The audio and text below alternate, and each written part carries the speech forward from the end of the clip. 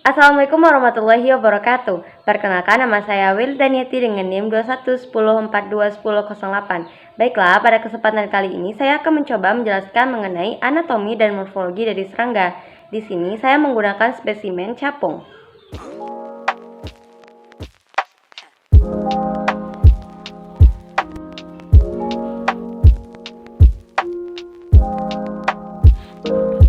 Skeleton pada serangga terletak pada bagian luar tubuh yang biasa disebut dengan eksoskeleton. Eksoskeleton tampak tipis dan sederhana, namun sebenarnya strukturnya sangat rumit. Secara struktural, eksoskeleton dibagi menjadi dua lapisan, yaitu bagian dalam yang disebut dengan epidermis dan kutikula yang terletak di sebelah luar. Kemudian, kutikula terbagi menjadi dua, yaitu epikutikula yang terletak pada bagian luar dan protikula yang terletak pada bagian dalam. Bahan penyusun epikutikula terdiri atas lilin dan lipoprotein, sedangkan protikula tersusun atas kitin dan protein. Capung terdiri dari 3 bagian, yaitu kepala, yang disebut juga dengan caput, kemudian ada dada, yang disebut dengan toraks, lalu ada perut yang disebut dengan abdomen. Ukuran kepala capung relatif lebih besar dibanding tubuhnya. Bagian yang sangat mencolok itu adalah sepasang mata majemuk yang terdiri dari banyak mata kecil yang disebut dengan omatidium. Di antara kedua mata majemuk terdapat sepasang antena yang halus seperti benang. Mulut capung berkembang sesuai dengan fungsinya, yaitu sebagai pemangsa. Bagian depan terdapat labrum atau bibir depan. Di belakang labrum terdapat sepasang mandibula atau rahang yang kuat untuk merobek badan mangsanya. Di belakang mandibula terdapat maksila yang berguna membantu kerja mandibula, dan bagian mulut yang paling belakang adalah labrum atau bibir belakang. Selanjutnya itu bagian dada. Dada terdiri dari bagian protoraks, mesotoraks, dan metatoraks. Masing-masing mendukung satu pasang kaki. Jadi jumlah seluruh kaki dari capung ini ada 3 pasang. Kaki capung termasuk tipe raptorial, yaitu kaki yang digunakan untuk berdiri dan menangkap mangsa.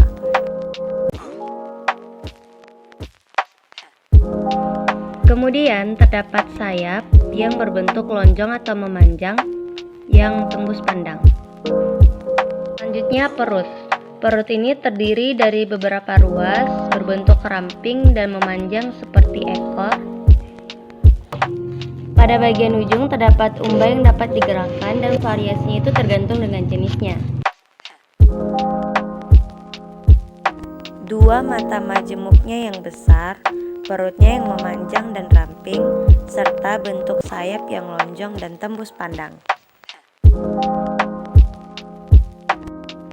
Sistem muskularis. Serangga hanya mempunyai otot lurik yang masing-masing serabut terdiri dari beberapa sel. Pada serangga, otot-otot melekat dan bertumpu pada permukaan dalam dari skeleton luar. Otot-otot bersambung dengan adanya tonofibrillae. Sistem pencernaan. Yang pertama, makanan masuk melalui mulut, kemudian ke esofagus, lalu ke tembolok, kemudian ke empedal, lalu masuk ke lambung, usus, dan ke anus. Sistem pernafasan.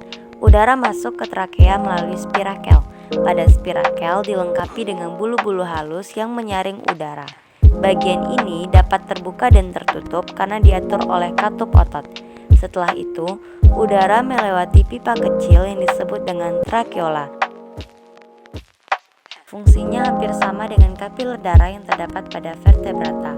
Strukturnya halus, terdapat cairan yang dapat terhubung langsung dengan sel-sel tubuh agar difusi atau pertukaran oksigen dengan karbon dioksida dapat terjadi dengan mudah. Selanjutnya itu sistem peredaran darah.